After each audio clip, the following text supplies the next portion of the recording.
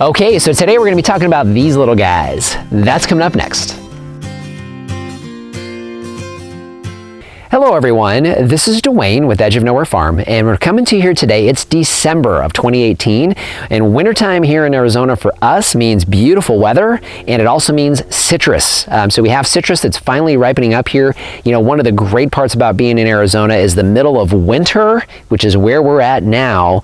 We have citrus coming off trees, so we've got fresh fruit still coming into the house and available for us. So what we're going to do is we're going to do a series on our citrus trees and different varieties. And what we're going to do is we're going to go from the world's smallest citrus, which is what we're talking about today, to the world's largest citrus. We have a range of all of them. We're going to share those all with you here as we go through this quick series. So one of the things we're going to be talking about today, or the main topic today, is actually going to be kumquats. So we're talking about kumquats today. We actually have 4 varieties of kumquats here on the farm. We're going to actually look at each one of them today. So let's talk a little bit about kumquats. So kumquats are the world's smallest citrus. What's unique about kumquats? Well, several things besides their size, but one of the things that's unique about kumquats is actually how you eat them. So you eat kumquats whole. So I'll be cutting them in half today. We're going to be looking at kind of both aspects, the inside and the outside. But one of the unique things about kumquats is you actually eat them whole. So the rind itself is edible. Well, all of citrus is, I guess, kind of edible, but not something that is too easy on the stomach. But with these guys, the actual rind is the sweet part. The inside is more tart, like a lemon. Now they do have different flavors, so we'll be talking about those today, but that is a little bit more unique. You eat the whole thing. So what we're going to do is we're actually going to start with our first variety, but let me talk a little bit about where we're at. Obviously, we're in Arizona. That's obvious, but one of the things about citrus is there's only 4 states where you have actual commercial production of citrus. Arizona is one of those. The ones that are most popular, most well-known, would probably be Florida, and of course California, and Texas. So one of 4 states that you find commercial production of citrus. And we actually have varieties that are specifically named after Arizona, our Arizona sweet varieties, and we do have an Arizona sweet variety, but we're going to save that for another day. We do grow citrus here. Now you can grow them in the ground. They grow best in the ground, but kumquats, because of their size, if you're wanting something that's more of a dwarf tree, that's a smaller tree, you can keep them in pots, and it's the only citrus that we do keep in pots here on this farm. Now, little caveat to that. When you're keeping them in a pot, one thing that we learned the hard way is soil.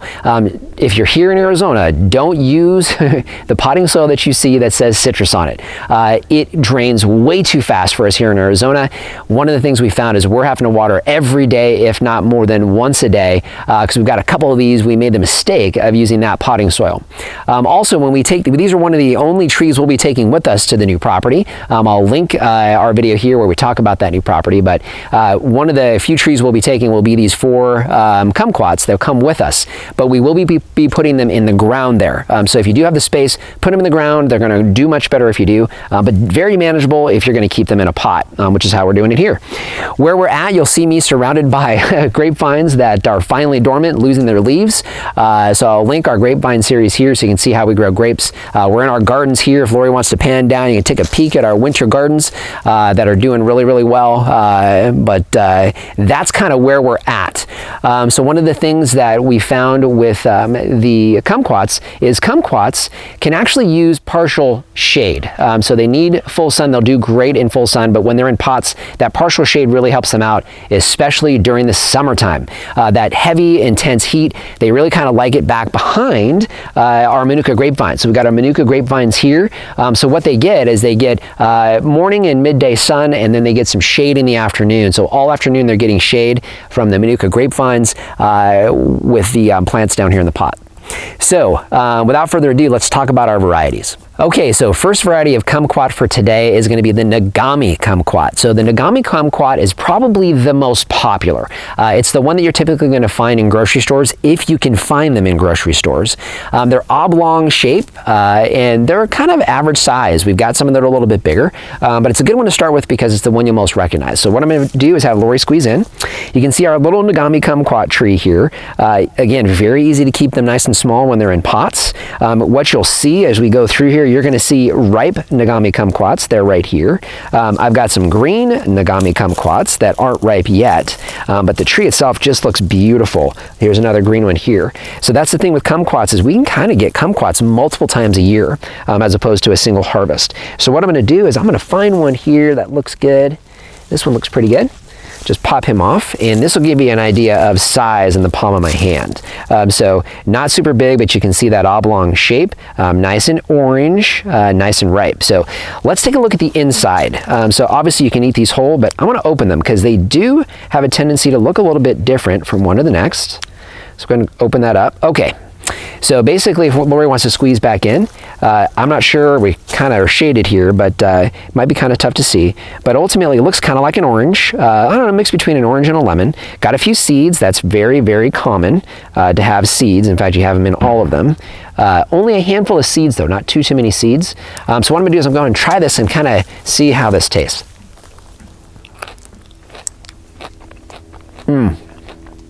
Okay. So if you've never had a kumquat before, it's good. It's good. So now it tastes like, citrus is the best thing I can come up with right now. But okay, so the inside, when that inside pops, you get that burst of lemony, really, really tart, lemony kind of taste. And then as you start chewing the skin, and then you get this kind of nice, sweet, still a little bit of bitterness because you are eating the rind of a citrus, but kind of a more tart, a little bit of sweet. I don't taste seeds. I know there were a couple seeds in there, but I don't really taste seeds. But got a really good, interesting kind of mouthfeel. So tart and sweet, definitely more tart than sweet. But that's the Nagami kumquat. So let's move to the next one. The next variety is the Centennial Variegated Kumquat. This one's very unique. We found this one, actually it was at Summer Wind's Nursery. We weren't looking for it, but we found it there. Only place I've seen it so far. So if you're here in the valley, we have seen it there. But very, very cool little tree. So if Lori wants to squeeze in, we'll talk about some things on here that are a little bit different. So variegated, as the name implies, you can see the variegation on the leaves here. So you have the green and you've got some of this kind of white, yellow variegation in the leaves. Really, really pretty tree. So beautiful looking tree. Obviously the fruit itself is ripe, but what I want to do, when it's not ripe, it gets this variegation, similar to like a panache fig, and I'll link our panache fig video so you get an idea of variegation on a fruit. These have it as well. You can kind of see the variegation when they're actually not ripe, and it looks like all these are pretty much ripe right now, but when they're not ripe, you can really see that variegation really, really well. But on these, once it starts to ripen, you start to lose the variegation. So what I want to do, I want to find a nice ripe one. That one was pretty good. This one looks pretty good too. All right. Size. Wow. So now, obviously it's not very big because it's a kumquat, but compared to the Nagami kumquat, much larger. So you can see a little bit of the variegation there, much larger fruit. So gosh, size-wise, getting closer to a golf ball. But for a kumquat, guys, that's actually really big. So let's take a look and see what it looks like inside. Okay, so you can see, wow, we're looking much more like a regular orange. Hopefully you can see that really well. Man, that looks really juicy. So we've got more seeds, so several seeds in there. I'm not going to take those out, even though I really want to, but I'm not going to take them out because if you're eating these whole, you wouldn't be taking those out. But you can see that the flesh on the inside, man, that's looking a lot more like an orange or a mandarin or something. So let's go ahead and see how this tastes. Woo! Oh, man. Ooh. Okay. That's really tart. Woo, that tastes like a lemon. Goodness gracious. Oh, man. That's really getting me.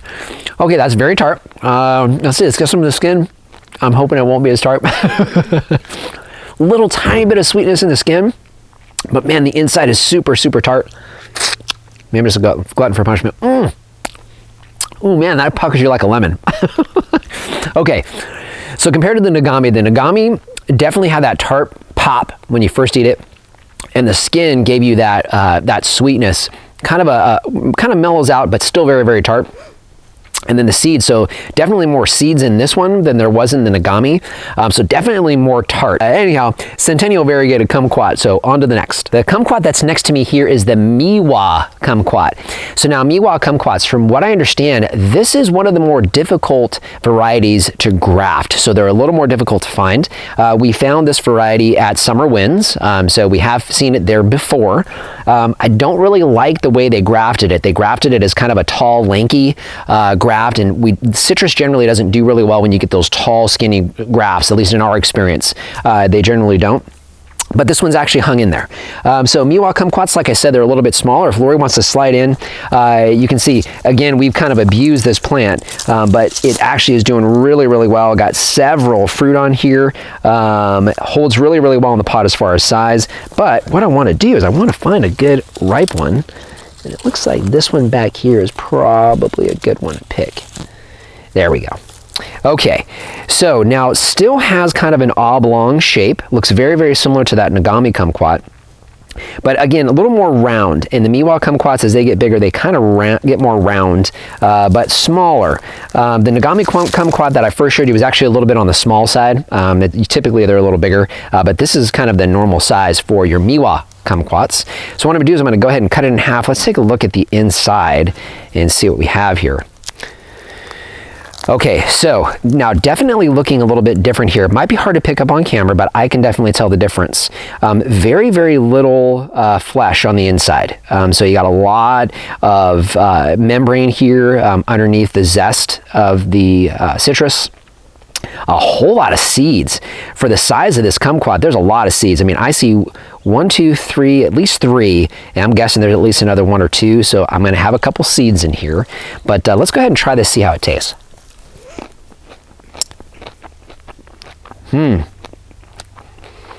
Okay, you know what? You know what, guys? That's really good. Okay, I'll tell you what, this one, there's almost no like tart pop, like a lemon flavor pop. Almost none of that. Very, very sweet. I've got a little bit of bitter from the seeds. So the seeds do get a little bit of bitter, but man, much, much sweeter than the other varieties. So Meiwa kumquat, so far, this one's my favorite. Okay, so on to our fourth and final kumquat variety. So what you see next to me here is the Fukushu kumquat. So the Fukushu kumquat, from the different things I've read, it's supposedly kind of a little bit on the bigger side, so I'm closer to what that Centennial Variegated as far as size-wise. I have seen them bigger than what we have on the tree right now, but I'm looking forward to the taste because I've been told this one's the best tasting. Although that Meiwa was pretty darn good. So if Lori wants to slide in, I want to show you a couple things that we touched on before. But when it comes to kumquats, kumquats have kind of a successive ripening. So you can get ripe kumquats in the middle of winter like we have now. We've also got them in the middle of summer. So we kind of got them at different times. And looking at this plant here, I can definitely see some ripe ones. So I've got a couple ripe ones here. I know which one I'm going to pick. And then we usually have 1 or 2 green ones. Yep, so we got a green one right there, so you can see he's still quite a ways away, so that's a few weeks away. Got a couple more on the back side here too. But again, some successive ripening in your kumquats. What I'm going to do is I'm going to pick one from the back. So let's pick this guy here, see what we have. Okay, so we have our next kumquat. So now, size-wise, I'm going to say this one's probably somewhere between the Centennial Variegated, where it was very large and oblong, and the Meiwa, which was more round. Also, the actual, I can tell that the skin itself is kind of pulling away from the fruit in the middle. But let's see what this looks like on the inside. I'm real curious to see what we've got here on the inside. So let's take a peek. Okay, so actually, man, this looks a lot like that Centennial Variegated. So if you look at the flesh, I'll see if I can get a little better light here. If you look at the flesh, it looks a lot like an orange or a mandarin. So we got a lot more of the flesh in there. Man, not much in the way, I see this one little tiny seed there. I'm going to leave that there just for taste, but kind of a thick membrane in the middle. Definitely a lot more flesh in here and a lot thinner on the space between the zest and kind of that pith. So let's take a peek and see how this one tastes.